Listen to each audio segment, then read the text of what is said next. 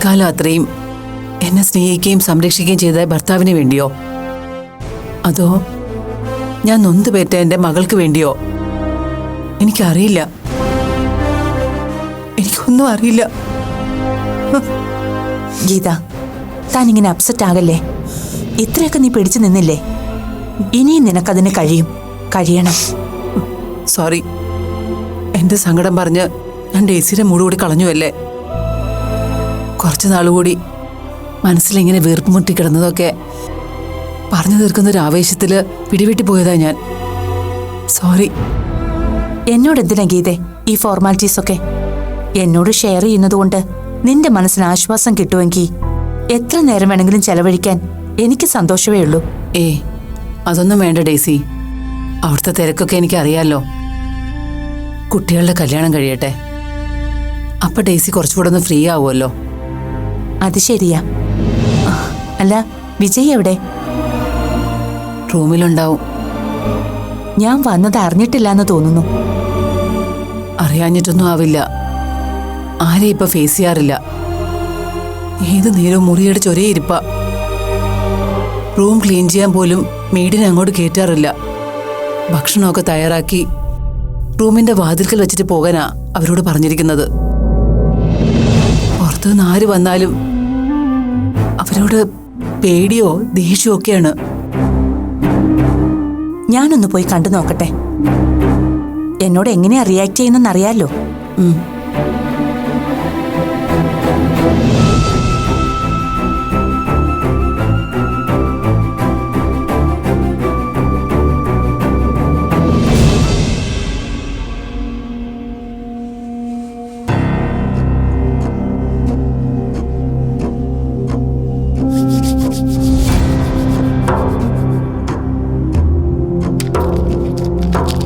Vijay, Vijay, Vijay, door തുറക്ക്. വിജയ്, വിജയ്, വിജയ്, വിജയ്, വാതിൽ തുറക്കുന്നേ. ഒന്ന് വാതിൽ തുറക്ക്.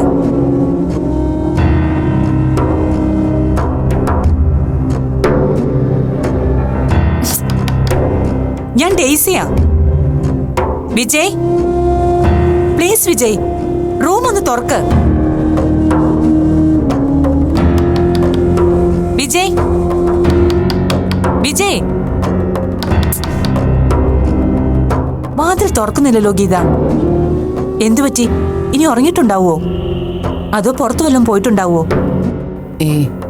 ആളകത്ത് തന്നെ ഉണ്ട്. ഡേസിയെ ഫേസ് ചെയ്യാനുള്ള ബുദ്ധിമുട്ടുണ്ടാവും വാതിൽ തുറക്കാത്തത്. വിജയ്, ഒന്ന് വാതിൽ തുറക്ക്. എനിക്ക് വിജയോട് ഒരു അത്യാവശ്യ കാര്യം പറയാനുണ്ട്.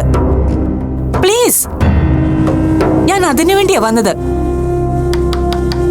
റൂം ഒന്ന് തുറക്ക് വിജയ്. വിജയ്,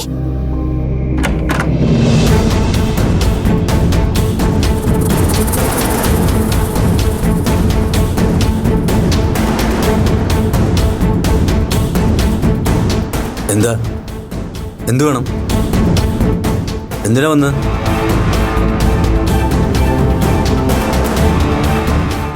എന്താ കാര്യം? എന്തെങ്കിലും പറയാനുണ്ടോ? പിന്നെ എന്തിനാ എന്നെ എങ്ങനെ ഡിസ്റ്റർബ് ചെയ്യുന്നത്? ആര് പറഞ്ഞിട്ടാ? Please don't disturb me. Don't disturb. ഞാൻ അല്പം ബിസിയാണ്. വിജയ്, ഇത് ഞാനാ, ഡെയ്സി. എന്നെ മനസ്സിലായില്ലേ വിജയ്ക്ക്? നിങ്ങൾ ആരായാലും എനിക്ക് അറിയേണ്ട കാര്യമില്ല. എന്നെ ഡിസ്റ്റർബ് ചെയ്യരുത് please. Leave me alone. Vijay, തനിക്കിതെന്താ പറ്റിയത്? എന്താ ഇങ്ങനൊക്കെ? എന്തു കോലമായത്? സോറി. എന്തെങ്കിലും അറിയാനുണ്ടെങ്കിൽ ഇവിടെ ചോദിച്ചാൽ മതി. എല്ലാം ഇവർക്കും അറിയാം. ഇവർക്കേ അറിയൂ. എനിക്കറിയില്ല. എനിക്കൊന്നും അറിയില്ല. നിങ്ങൾ ഈ പറഞ്ഞ വിജയ് പോലും എനിക്കറിയില്ല. എനിക്കറിയില്ല. എനിക്കാരെയും അറിയില്ല. Please don't disturb me. വിപിയുടെ അഭിനയം നിർത്തുന്നുണ്ടോ? ഡേസി വന്നത് അവരുടെ മകന്റെ കല്യാണത്തിന് വിപിയെ ക്ഷണിക്കാനാ. പഴയ ഫ്രണ്ടിനെ ഇങ്ങനെ ഒരു കോലത്തിൽ ഫേസ് ചെയ്യാൻ വിപിക്ക് വിഷമം ഉണ്ടാവുമെന്ന് എനിക്കറിയാം. അത് ഡേസിക്ക് മനസ്സിലാവും. അതിനുവേണ്ടി ഇങ്ങനെ ബെലോഡ്രാമയുടെ ആവശ്യമൊന്നുമില്ല. വിജയ്, ജോബിന്റെയും മാളവികയുടെയും വിവാഹമാണ്. ചടങ്ങിന് വിജയും ഗീതയും ഉണ്ടാവണമെന്ന് എനിക്ക് വലിയ ആഗ്രഹമുണ്ട്. വിജയ് വരണം, കുട്ടികളെ ബ്ലെസ് ചെയ്യണം. പക്ഷേ അത് ഈ കോലത്തിലാകരുത്. എനിക്കറിയാവുന്ന ആ പഴയ വിജയായിട്ട് വേണം അവിടെ വരാൻ. പ്ലീസ്. ഞാൻ വരില്ല, വരാൻ പറ്റില്ല എനിക്ക്. ഞാനിപ്പോ പഴയ വിജയല്ല. അയാളെ ഭാര്യയും മോളും കൂടി കൊന്നു കളഞ്ഞു. ഇനി അയാൾ തിരിച്ചു വരില്ല. കൊന്നു കളഞ്ഞു, ഭാര്യയും മോളും കൂടി കൊന്നു കളഞ്ഞു. പോയിക്കോളൂ. All the best, all the best. കൊന്നു കളഞ്ഞു, ഇനി അവർക്ക് തിരിച്ചു വരാൻ പറ്റില്ല.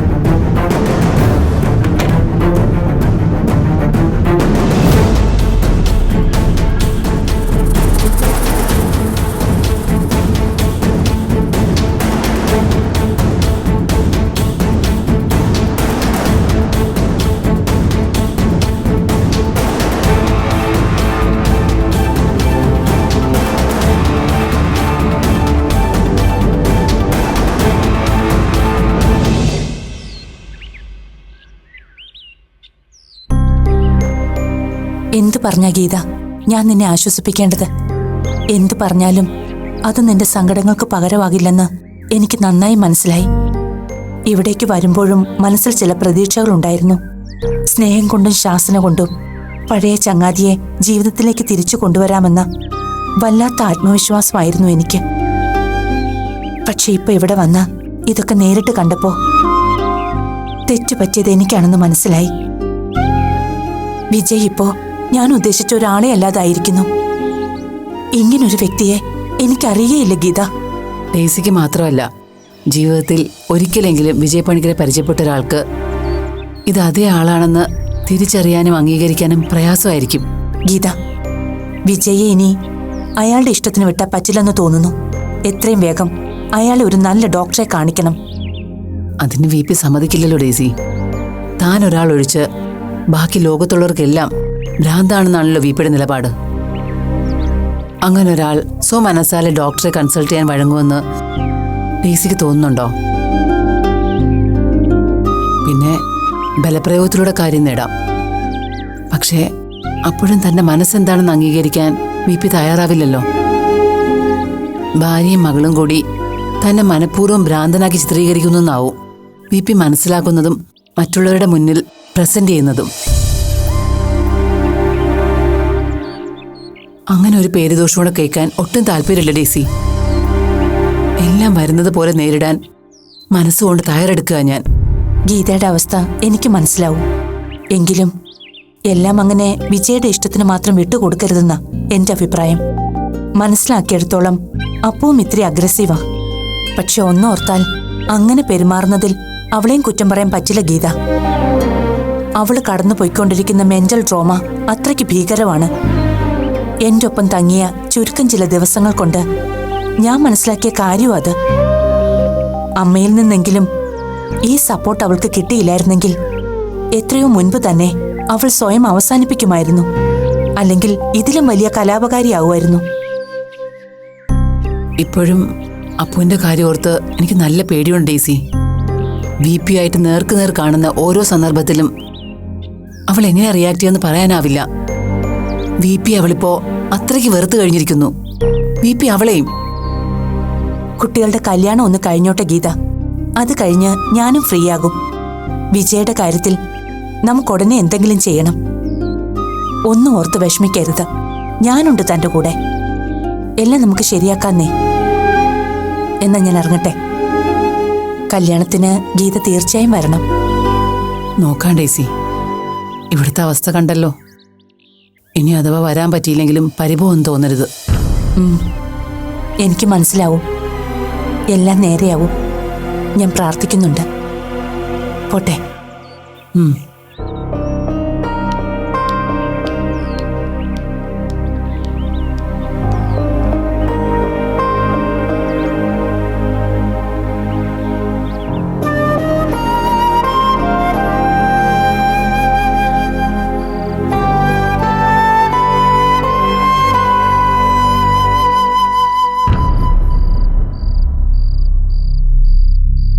മമ്മി ഒന്നും കഴിക്കുന്നില്ലേ?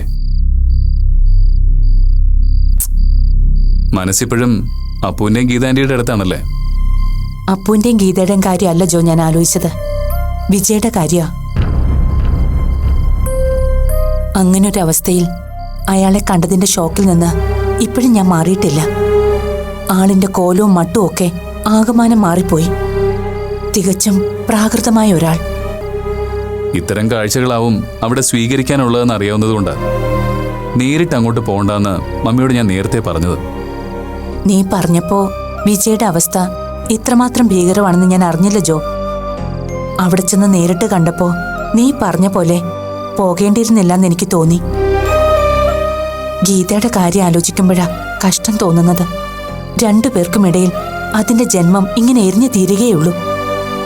ജോ, നമുക്ക് അവരുടെ കാര്യത്തിൽ ഉടനെ എന്തെങ്കിലും ചെയ്യണം മോനെ. അല്ലെങ്കിൽ നമ്മൾ കേൾക്കാനും കാണാനും ആഗ്രഹിക്കാത്ത പലതും അവിടെ സംഭവിച്ചെന്നിരിക്കും. അതോർത്തിട്ട് വല്ലാത്ത പേടിയുണ്ട് എനിക്ക്. ഞാനും അതിനെപ്പറ്റി ആലോചിക്കാതിരുന്നില്ല. മമ്മി പറഞ്ഞതുപോലെ കല്യാണ തിരക്ക് കഴിഞ്ഞ് വിജയങ്ങളുടെ കാര്യത്തിൽ എത്രയും പെട്ടെന്നൊരു തീരുമാനം എടുക്കണം നമുക്ക്. ആളെ നല്ല ഏതെങ്കിലും ഒരു സൈക്കാട്രിസ്റ്റിനെ തന്നെ കാണിക്കേണ്ടി വരും. പ്രോപ്പർ കൗൺസിലിങ്ങും ട്രീറ്റ്മെന്റും കിട്ടിയാലേ അങ്കിള് നോർമൽ സ്റ്റേജിലേക്ക് മടങ്ങി വരൂ. സ്വമേധയാ ട്രീറ്റ്മെന്റ് എടുക്കാൻ വിജയ് തയ്യാറാവുമെന്ന് എനിക്ക് തോന്നുന്നില്ല. ഗീത അത് തന്നെയാ പറയുന്നേ. ഇനിയിപ്പോൾ അതൊന്നും നോക്കിയിട്ട് കാര്യമില്ല. സ്വമേധയാ വഴങ്ങിയില്ലെങ്കിൽ ബലം പ്രയോഗിച്ചിട്ടാണെങ്കിലും ട്രീറ്റ്മെന്റ് എടുക്കേണ്ടി വരും. അല്ലാതെ അങ്കിള് റിയാലിറ്റിയുമായി പൊരുത്തപ്പെട്ടു പോകുന്ന എനിക്ക് തോന്നുന്നില്ല. മമ്മി പറയുന്നത് വെച്ച് നോക്കുമ്പോൾ ഇപ്പൊ തന്നെ ഹാലൂസിനേഷന്റെ ഒരു സ്റ്റേജിലേക്ക് ആള് മാറി തുടങ്ങി. ഇല്ലാത്ത ശത്രുക്കൾ തനിക്ക് ചുറ്റുമുണ്ടെന്ന് ഭയന്ന അങ്കിളിപ്പോ മുറി ലോക്ക് ചെയ്ത് സ്വയം ഒറ്റപ്പെടുന്നത്. ഒരു ഘട്ടം കഴിഞ്ഞ ഈ പ്രതിരോധം ആക്രമിച്ച് കീഴ്പ്പെടുത്താനുള്ള മാനസിക വിഭ്രാന്തിയിലേക്ക് മാറും. അങ്ങനെ ഒരു ഘട്ടത്തിലേക്ക് അങ്കിള് വീണുപോയാ പിന്നെ മമ്മി പറഞ്ഞതുപോലെ നമ്മൾ ആഗ്രഹിക്കാത്ത കാര്യങ്ങൾ തന്നെയാവും അവിടെ സംഭവിക്കാൻ പോകുന്നത്. അതൊരു പക്ഷേ ഒരു മരണമോ മർഡറോ ഒക്കെ ആവാം. ജോ, അരുത് മോനെ. അങ്ങനെയൊന്നും സംഭവിക്കാൻ പാടില്ല. അതിനു മുമ്പ് എന്തെങ്കിലും ചെയ്തേ പറ്റൂ നമുക്ക്. അപ്പുവിന്റെ പ്രസൻസ് ഇപ്പോഴും അങ്കിളിനെ അലട്ടുന്ന പ്രധാന പ്രശ്നം. ഒരു പക്ഷേ കുറച്ച് ദിവസത്തേക്ക് അപ്പു അവിടെ നിന്ന് മാറി നിന്ന അങ്കിളിനെ ശാന്തമായി കാര്യങ്ങൾ പറഞ്ഞ് ട്രീറ്റ്മെന്റ് എടുപ്പിക്കാൻ സാധിക്കും. എങ്കിൽ പിന്നെ അപ്പുവിനോട് കുറച്ചുനാൾ ഇവിടെ വന്ന് നിൽക്കാൻ പറയാം. വേണ്ട മമ്മി, ഇനി അപ്പുവിനെ നമ്മള് ഇങ്ങോട്ട് വിളിക്കണ്ട. വിളിച്ചാലും അവള് വരില്ല. അല്ലാതെ ഒരിടത്തേക്ക് അപ്പുവിനെ ഷിഫ്റ്റ് ചെയ്യാൻ പറ്റുമെന്ന് നോക്കണം. പറ്റുമെങ്കിൽ അപ്പുവിനെയും ഗീതയാൻ്റെയും മറ്റൊരു വീട്ടിലേക്ക് മാറ്റാം. കുറച്ചുനാൾ അവർ മാത്രമായിട്ട് കഴിയട്ടെ. എങ്കിൽ പിന്നെ അതാവും നല്ലത്. അപ്പു തനിച്ചാവുന്ന ഒരു ടെൻഷനും വേണ്ടല്ലോ. ഗീതയ്ക്കും അത് സമ്മതമായിരിക്കും. ആന്റി സമ്മതിച്ചാലും അപ്പു അതിന് വഴങ്ങുമെന്നറിയണം. അവള് സമ്മതിക്കും. ഇല്ലെങ്കിൽ ഞാൻ പറഞ്ഞ് സമ്മതിപ്പിച്ചോളാം. എല്ലാവരുടെയും നല്ലതിനു വേണ്ടിയിട്ടല്ലേ. നമുക്ക് നോക്കാം.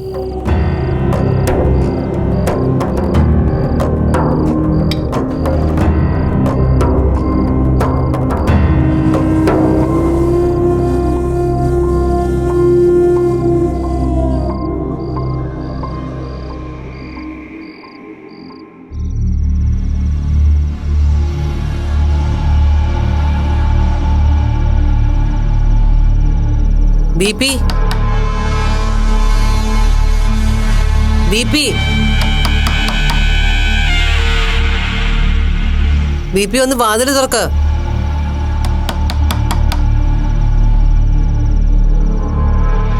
ബിപി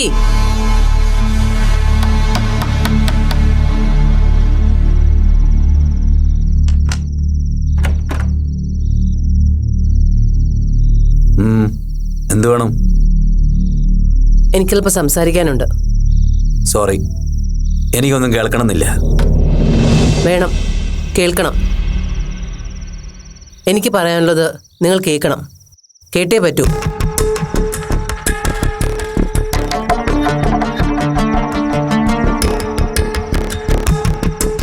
കാൽ നൂറ്റാണ്ട് ഒരു മനുഷ്യന്റെ ഒപ്പം അയാളുടെ ഭാര്യയായി, അയാളുടെ കുഞ്ഞിന്റെ അമ്മയായി കഴിഞ്ഞിട്ടും ഒടുവിൽ മനോനില തെറ്റിയ ഒരു സ്ത്രീയായി, അവരുടെ ഭർത്താവിനാൽ വിശേഷിക്കപ്പെട്ട ഒരുത്തിയുടെ അവകാശവാദങ്ങളായി നിങ്ങൾ ഇതിനെ കാണരുത്. വിജയ് പണിക്കർ എന്ന മനുഷ്യൻ അയാളുടെ ഭാര്യയ്ക്കായി ഒരുക്കിയ അവസാന വിവാഹ വാർഷിക വിരുന്നിന്റെ അത്താഴമേശയിൽ വച്ച് നമുക്ക് പിരിയാമെന്ന് പറഞ്ഞ ആ നിമിഷം മുതൽ സ്വന്തം ജീവിതത്തിന്റെ ഒരു കണക്കെടുപ്പിന് വെറുതെയെങ്കിലും ഞാനൊന്ന് ശ്രമിച്ചു നോക്കി. എത്ര കൂട്ടിയിട്ടും കിഴിച്ചുമൊക്കെ നോക്കിയിട്ടും ജീവിതത്തിന്റെ ബാലൻസ് ഷീറ്റിൽ 0 മാത്രമേ എനിക്ക് എഴുതാൻ പറ്റുന്നുള്ളൂ VP. അതെ, ഞാൻ വെറുതെ പറഞ്ഞതല്ല. ഗീതാലക്ഷ്മി എന്ന സ്ത്രീയുടെ 46 വർഷത്തെ ജീവിതത്തിന്റെ ബാക്കി പത്രം എന്താണെന്ന് ചോദിച്ചാൽ 0. ഒരു വലിയ വട്ട 0. 52 വർഷത്തെ വിജയ് പണിക്കരുടെ ജീവിതവും അതുപോലെ ഒരു വട്ടപൂജ്യം തന്നെയാ. അതുകൊണ്ട് നിരാശപ്പെടേണ്ട കാര്യമൊന്നുമില്ല. നോ, നിങ്ങൾ ഒരിക്കലും അങ്ങനെ ആയിരുന്നില്ല VP. നഷ്ടമുണ്ടായിട്ടില്ല എന്ന് ഞാൻ പറയുന്നില്ല. എന്നാലും ഇതുവരെയുള്ള നേട്ടങ്ങൾ വെച്ച് നോക്കുമ്പോൾ VPക്ക് എന്നെപ്പോലെ നിരാശപ്പെടേണ്ടി വരില്ല, അത് ഉറപ്പാ. ഈ രാത്രിയിൽ ഇങ്ങനെ ഒരു കണക്കെടുപ്പിന്റെ ആവശ്യമില്ലാന്ന് തോന്നുന്നു. ഉണ്ട് VP, തീർച്ചയായിട്ടും ഉണ്ട്. നിങ്ങളത് കേൾക്കാൻ ബാധ്യസ്ഥനുമാണ്. കേൾക്കാതെ നിങ്ങൾ ഇവിടുന്ന് എന്നെ പുറത്താക്കിയാൽ നഷ്ടം നിങ്ങൾക്ക് തന്നെ ആയിരിക്കും. BP മുമ്പ് പറഞ്ഞതുപോലെ ഇനി നിങ്ങളുടെ ജീവിതം ഒരു 0 ബാലൻസ് ആണെങ്കിൽ കൂടി ഈ ഒരൊറ്റ ലാഭം കൊണ്ട് അതിനെല്ലാം നിങ്ങൾക്ക് മറികടക്കാവുന്നതേ ഉള്ളൂ. അതുകൊണ്ട് ഞാൻ പറയുന്നത് നിങ്ങൾ എന്തായാലും ക്ഷമയോടെ കേട്ടേ പറ്റൂ. നൊന്ത് പ്രസവിച്ച മകൾ ഇനി അങ്ങോട്ടുള്ള ജീവിതത്തിൽ ഒരു മകനായി ജീവിക്കാൻ ആഗ്രഹിക്കുന്നു എന്ന് സ്വയം പ്രഖ്യാപിച്ച നിമിഷം വരെ നമ്മുടെ ജീവിതത്തിന് ഒരു കുറവുകളും ഉണ്ടായിരുന്നില്ല. മറ്റുള്ളവർക്ക് മാതൃകയാക്കാവുന്ന ഒരു നല്ല കുടുംബനാഥനായിരുന്നു നിങ്ങൾ. സമൂഹത്തിൽ നിലയും വിലയും സ്വീകാര്യതയുമുള്ള ഒരു നല്ല മനുഷ്യൻ. നിങ്ങളുടെ തണലിൽ ഞാൻ പ്രസവിച്ച എൻ്റെ കുഞ്ഞും തീർത്തും സുരക്ഷിതരായിരുന്നു. Come to the point Geetha. പല ആവർത്തി പലപ്പോഴും ചർച്ച ചെയ്തിട്ടില്ല നമ്മളിതൊക്കെ. അറിയാം BP, ക്ഷമിക്ക്. സ്വന്തം ജീവിതം ആഗ്രഹിക്കാതെ വലിച്ചെറിയേണ്ടി വരുമ്പോഴും അതെന്നേക്കുമായി നഷ്ടപ്പെടുകയാണെന്ന് അറിയുമ്പോഴും ജീവിതത്തിനോട് ഒരിഷ്ടം തോന്നില്ല ആർക്കായാലും. കയ്യിലെ മധുരപാനീയത്തിന്റെ കവറ് ശൂന്യമാണെന്ന് അറിഞ്ഞിട്ടും കളയുന്നതിന് തൊട്ടു മുൻപും നാക്കിലേക്ക് വെറുതെ വന്ന് പ്രതീക്ഷയോടെ ഇറ്റിച്ചു നോക്കുന്ന കുഞ്ഞുങ്ങളെ കണ്ടിട്ടില്ലേ? ആ ഒരു അവസ്ഥയിലാണ് ഞാനും. ആഗ്രഹിക്കുന്നില്ലെങ്കിലും ഇതുവരെ ഒരു ഭാഗ്യമായോ അഹങ്കാരമായോ കൊണ്ടു നടന്നിരുന്ന വിജയ് പണിക്കരുടെ ഭാര്യ പദവി ഈ രാത്രി ഞാൻ കൈവിട്ട് കളയാൻ പോവാ. അതും പൂർണ്ണ മനസ്സോടെ. അപ്പോൾ ഒരു ട്രാൻസ്പേഴ്സണാണെന്ന് അറിഞ്ഞപ്പോൾ ഞാനും നിങ്ങളും ഒരുപോലെയാണ് തകർന്നു പോയത്. അവൾ ഒരിക്കലും ഒരാണായിട്ട് എനിക്കോ നിങ്ങൾക്കോ മനസ്സിന്റെ ഒരു കോണിൽ പോലും അംഗീകരിക്കാനാവുമായിരുന്നില്ല.